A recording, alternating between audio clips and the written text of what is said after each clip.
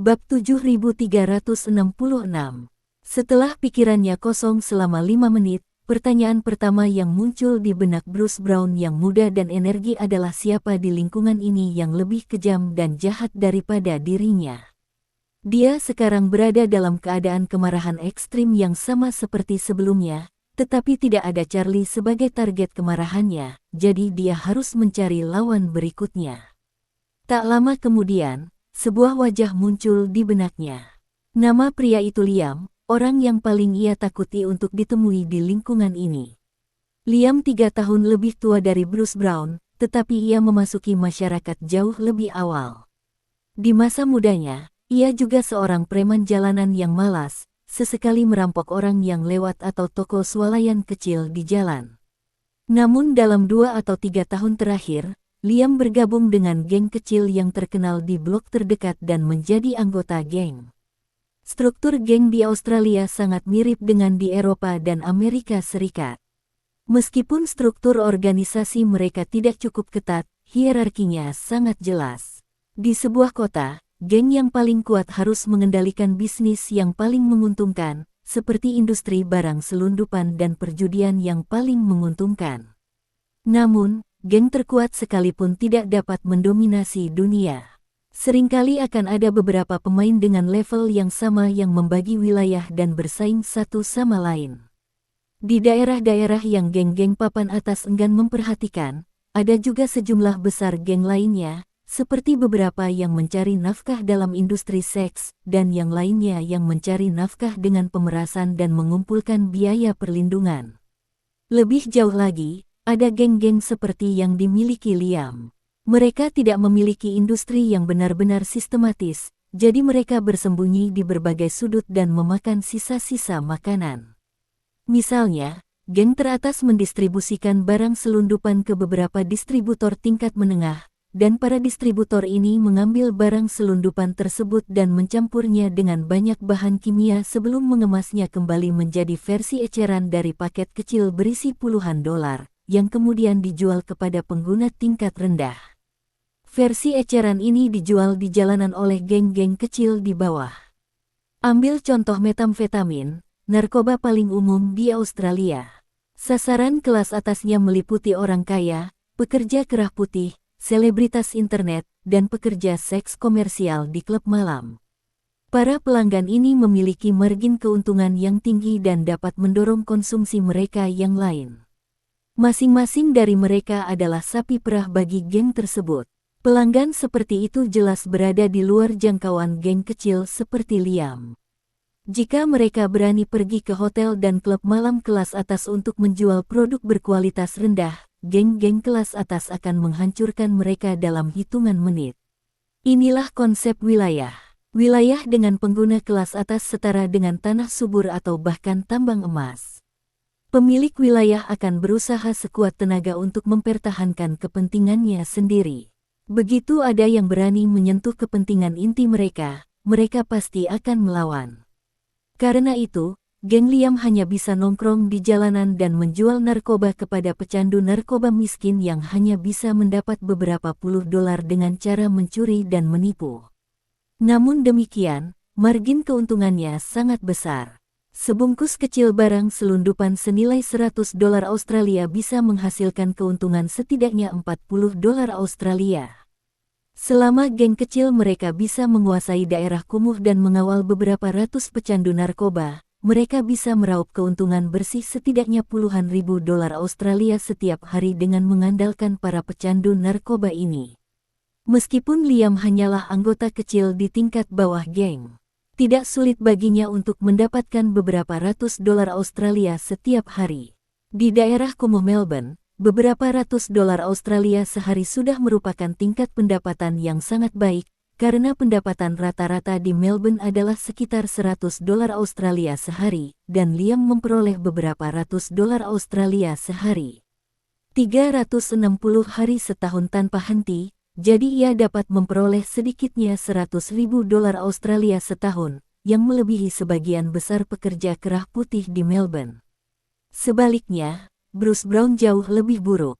Ia ingin bergabung dengan geng semacam itu, tetapi ia tidak pernah punya kesempatan. Kelompok kecilnya tidak memiliki wilayah sendiri dan tidak berani terlibat dalam bisnis barang selundupan. Karena itu, ia tidak memiliki sumber penghasilan tetap. Sesekali merampok uang di jalanan hampir menjadi satu-satunya sumber penghasilannya. Beberapa bulan yang lalu, Bruce Brown menabung beberapa ratus dolar Australia dan mengatakan banyak hal baik untuk mengajak Liam makan malam bersamanya. Di meja makan, Bruce Brown memberikan semua makanan mahal yang dipesannya kepada Liam. Ia lapar dan dengan rendah hati memohon Liam untuk memperkenalkannya kepada geng. Namun, setelah Liam selesai makan dan minum, ia menyeka mulutnya dan memberitahu Bruce Brown bahwa bajingan kecil seperti dirinya tidak layak bergabung dengan gengnya, dan bahwa memakan makanannya saja sudah merendahkan statusnya sendiri. Setelah mengatakan itu, Liam berdiri dan berjalan pergi. Pada saat itu, Bruce Brown merasa terhina.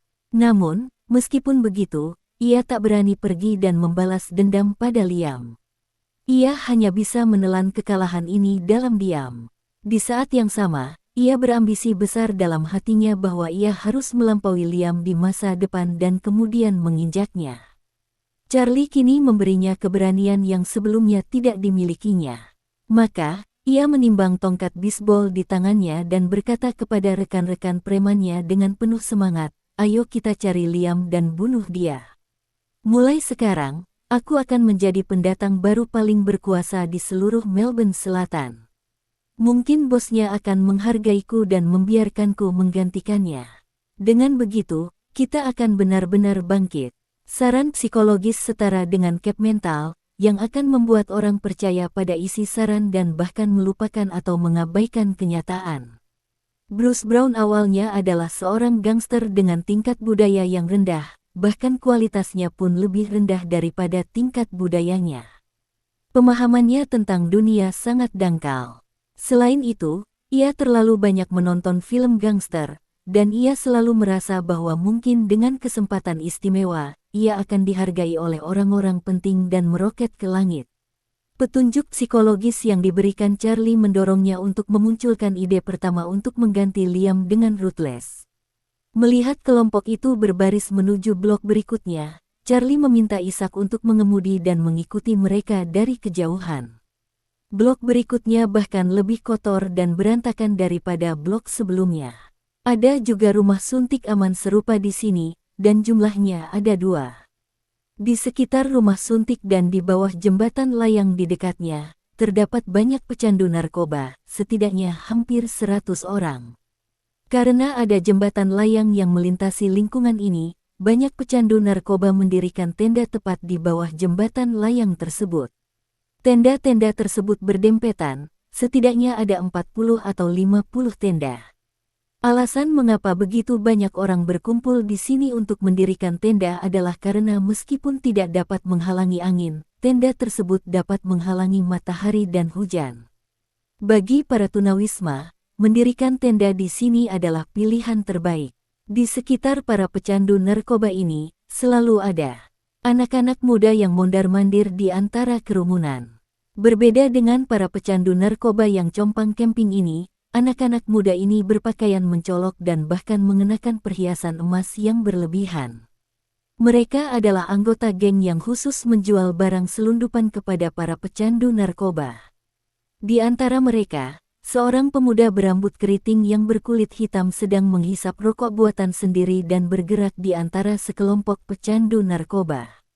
Ia menatap tangan seorang pecandu narkoba perempuan yang sedang menghitung uang. Setelah menghitung setumpuk uang kertas, perempuan itu berkata dengan nada memohon, "Liam, aku masih kurang 30 dolar Australia. Bolehkah aku memberikannya besok?" Pecandu narkoba wanita itu adalah pelacur jalanan yang sebelumnya mendekati Isaac. Liam berkata dengan nada meremehkan, "Kalau kamu nggak punya uang, jual saja. Ini bahkan belum siang, jadi masih banyak waktu. Kembalilah padaku kalau kamu sudah menjual cukup banyak." Wanita itu memohon dengan rendah hati, "Saya sudah sehari tidak merokok Liam. Kalau begini terus, saya tidak akan kuat melayani pelanggan. Tolong berikan dulu. Saya bisa melakukan apa saja untuk Anda. Dulu Anda tidak suka saya melayani Anda. Liam berkata dengan nada meremehkan, aku sekarang sudah resmi menjadi anggota Holy Blue Gang. Kalau aku terus menerima jasamu, reputasiku di geng ini akan hancur, kan? Sebaiknya kau berhenti bicara omong kosong dan cari uang sendiri.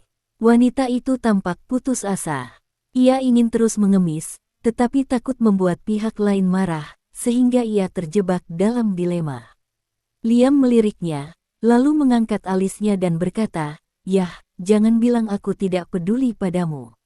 Aku bisa memberimu barang-barangnya dulu, tapi setelah kamu selesai merokok, kamu harus bekerja keras dan berusaha mendapatkan pekerjaan lagi.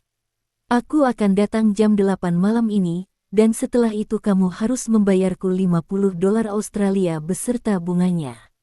50. Wanita itu tampak terkejut. Ia berutang $30 Australia dan harus membayar $50 hanya dalam satu hari.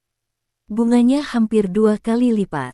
Ia telah berkeliaran di jalanan selama bertahun-tahun dan belum pernah melihat anggota geng sekejam itu. Namun, ia tak punya pilihan saat itu. Tubuh dan pikirannya sedang sangat menderita, jadi ia hanya bisa pasrah dan setuju, oke, 50 ya 50. Liam dengan cekatan menyerahkan sekantong kecil barang selundupan dan memperingatkannya, kita sepakat. Kalau kamu tidak memberiku $50 Australia sebelum jam 8 malam ini, besok akan menjadi $80 Australia. Wanita itu mengangguk cepat, tidak masalah. Setelah berkata demikian, ia segera mengambil barang selundupan itu dan masuk ke dalam tenda yang sudah compang camping. Liam mencibir 2 kali dan hendak mencari pelanggan berikutnya ketika tiba-tiba dia mendengar seseorang berteriak, "Liam!" Begitu dia berbalik, dia melihat bayangan hitam melintas ke arah kepalanya. Tongkat baseball Bruce Brown mengarah langsung ke kepala Liam, sama seperti saat dia menyerang Charlie tadi, dia siap mengambil nyawa orang lain.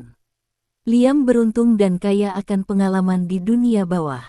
Melihat bayangan hitam datang, ia tak repot-repot memikirkan apa yang akan terjadi dan tanpa sadar menoleh ke samping. Lalu aku merasakan nyeri tajam di bahuku dan kakiku lemas. Ternyata tongkat baseball itu melewati wajahnya dan mengenai bahunya secara langsung, sehingga bahu kanannya hancur berkeping-keping. Liam merasakan sakit yang luar biasa. Setelah melihat siapa yang datang, ia langsung murka dan mengumpat, "Bruce Brown, dasar bocah nakal, beraninya kau memukulku." Mata Liam merah padam, "Memukulmu? Kau terlalu meremehkanku, Liam. Aku ingin kau mati hari ini." Setelah berkata demikian, ia langsung mengayunkan tongkat baseball dan memukul Liam lagi. Liam tidak membawa senjata di tangannya, dan melihat postur mematikan lawannya, dia hanya bisa terhuyung menjauh, sementara Bruce Brown terbang dengan tongkat baseball dan menangkapnya. Sekelompok anak muda lain pun ikut mengejar mereka dengan gila-gilaan, dan suasana menjadi sangat kacau untuk beberapa saat. Pada saat itu, beberapa anggota geng lainnya melihat kejadian itu dan langsung bergegas menghampiri. Liam mengalami cedera bahu serius dan tersandung saat berlari. Ia kehilangan keseimbangan dan jatuh ke tanah setelah hanya 2 langkah.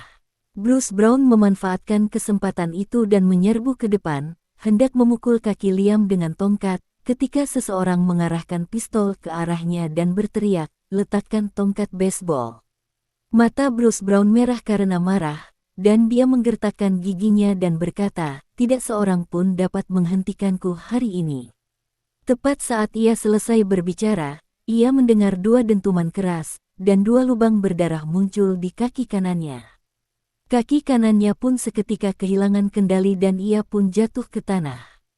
Tak lama kemudian sekelompok anggota geng menyerbu, memukulinya hingga setengah mati, lalu membanting dan memukuli para anggota geng lainnya ke tanah. Lagi pula, ini wilayah geng Liam dan tempat mereka menghasilkan uang. Banyak adik-adik berkumpul di sini dan di sekitarnya, dan mereka langsung mengepungnya begitu melihat sesuatu terjadi. Melihat Bruce Brown dipukuli habis-habisan dan melolong tak terkendali, Charlie tak kuasa menahan diri untuk mendesah dan menggelengkan kepala, berkata, Aku pikir orang ini bisa menjadi pria tangguh dan memainkan serangan balik pecundang selama beberapa episode, tapi aku tak menyangka dia akan dipukuli seperti ini sejak awal. Dasar pecundang. Bab 7367.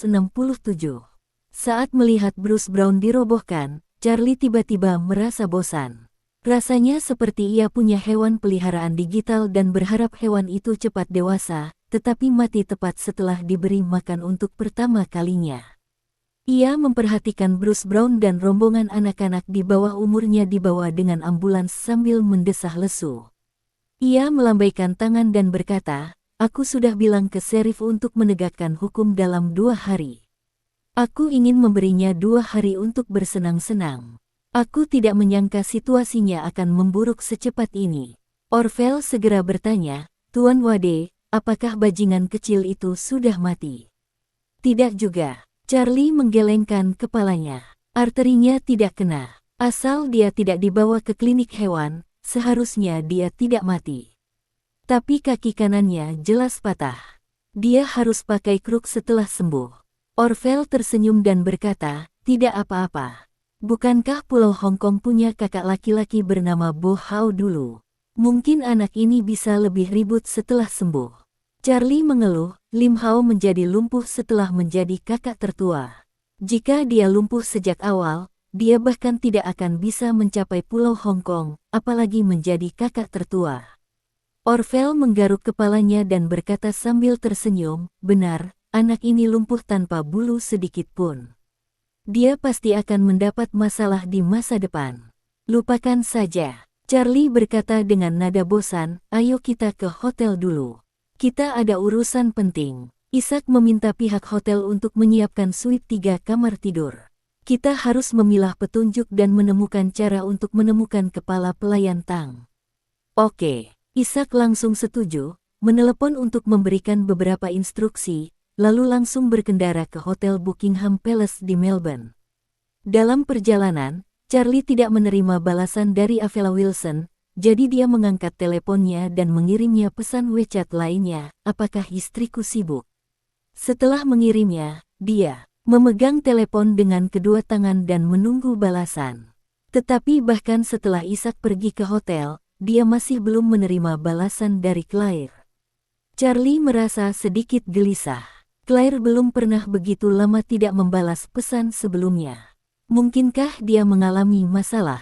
Maka, ia pun segera menelepon Avella Wilson, namun yang tidak disangkanya adalah ponsel Avella Wilson menunjukkan bahwa ponselnya sedang di luar area layanan. Jantungnya berdebar kencang dan dia segera menelepon ayah mertuanya Jacob untuk mencari tahu apa yang terjadi, tetapi dia tidak menyangka bahwa ponsel Jacob masih di luar area layanan. Dia menelepon ibu mertuanya Elaine Ma lagi, tetapi hasilnya sama saja. Charlie semakin gugup. Ia tidak mengerti mengapa Claire dan orang tuanya tiba-tiba kehilangan kontak.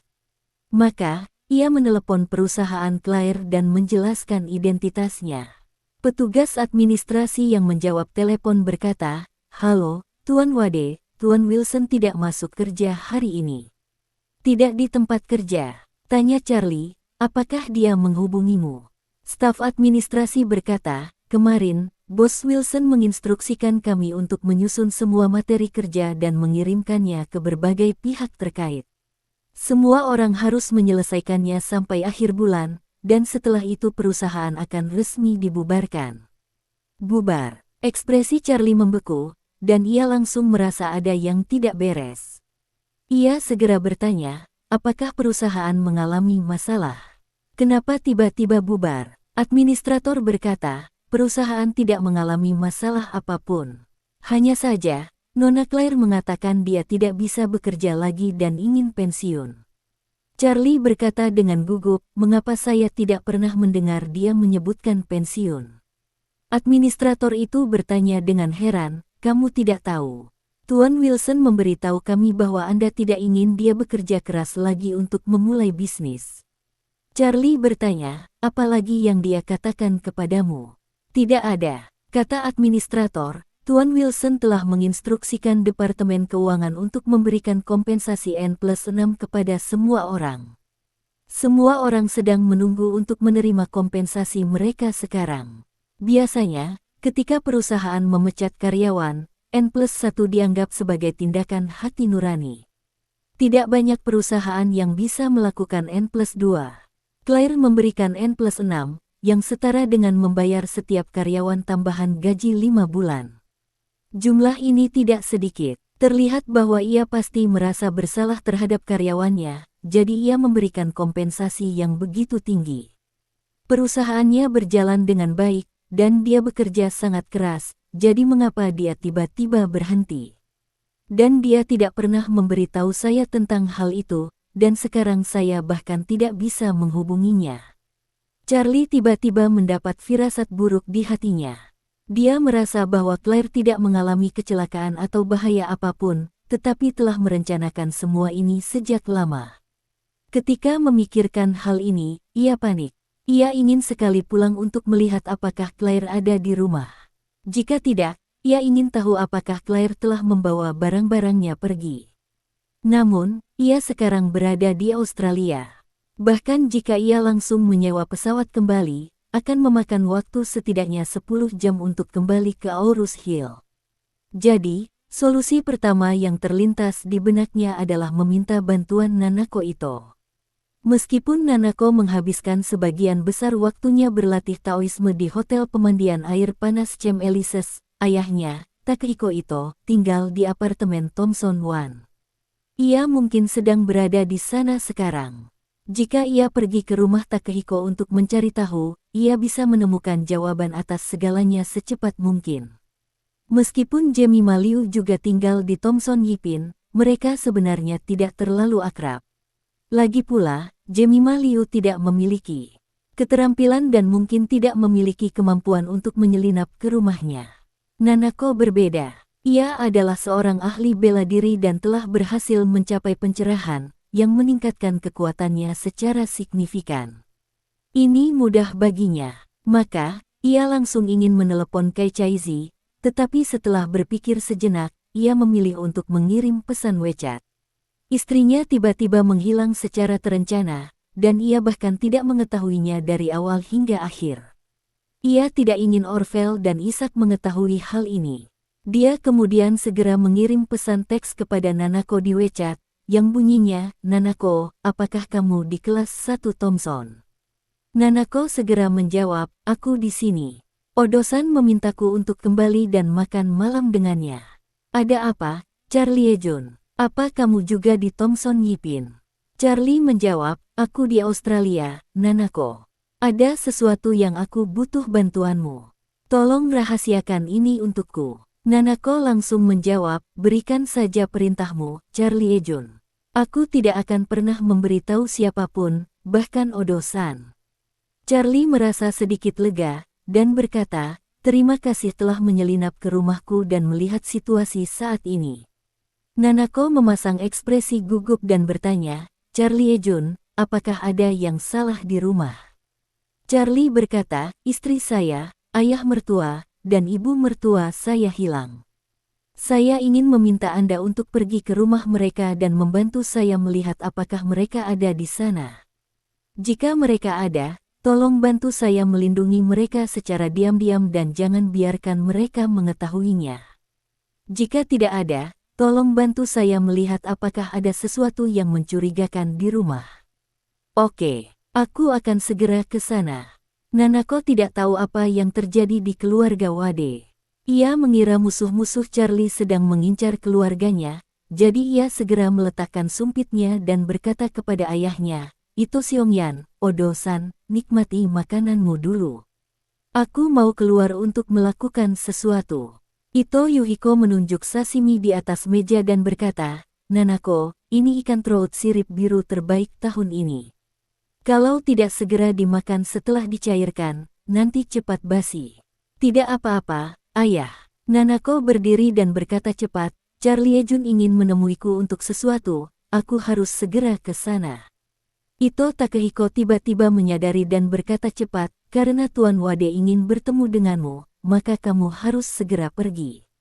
Bab 7368. Begitu Nanako keluar, dia bergegas ke area inti Villa Thompson Yipin, dan tiba di depan pintu Charlie dengan mudah. Sebenarnya semenjak pindah ke sini dia sering jalan sendiri, tapi biasanya dia cuma nengok ke dalam terus buru-buru pergi, pura-pura cuma lewat biasa. Ketika dia tiba di pintu Villa Charlie, dia melihat 3 mobil terparkir di halaman, sebuah Rolls-Royce culinan dan 2 BMW, salah satunya adalah BMW 760 dengan lencana ekor seri 5. Nanako tahu bahwa Rolls-Royce biasanya dikendarai oleh ayah mertua Charlie, BMW seri 7 dikendarai oleh Claire, dan Charlie terkadang mengendarai yang satunya. Sekarang ketiga mobil itu ada di rumah, dan sepertinya selain Charlie, anggota keluarga lainnya seharusnya ada di rumah. Pada tahap ini, Nanako telah mencapai pencerahan.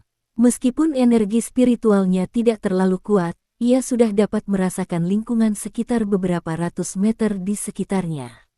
Ia hanya menggerakkan pikirannya sedikit dan menggunakan energi spiritualnya untuk berjalan-jalan di sekitar Villa Charlie, tetapi tidak menemukan jejak siapapun. Dia segera mengangkat teleponnya dan membalas Charlie di WeChat, "Tuan Wade, saya baru saja memeriksa rumah Anda. Ketiga mobil ada di sana, tetapi tidak ada orang di rumah. Apakah Anda ingin saya masuk dan melihat sekarang?" Charlie langsung menjawab, "Ya. Bantu aku melihat apakah ada petunjuk mencurigakan di rumah." Ketika tidak ada seorang pun yang menjawab telepon di rumah, Charlie menduga bahwa Claire dan keluarganya yang beranggotakan 3 orang pasti tidak ada di sana.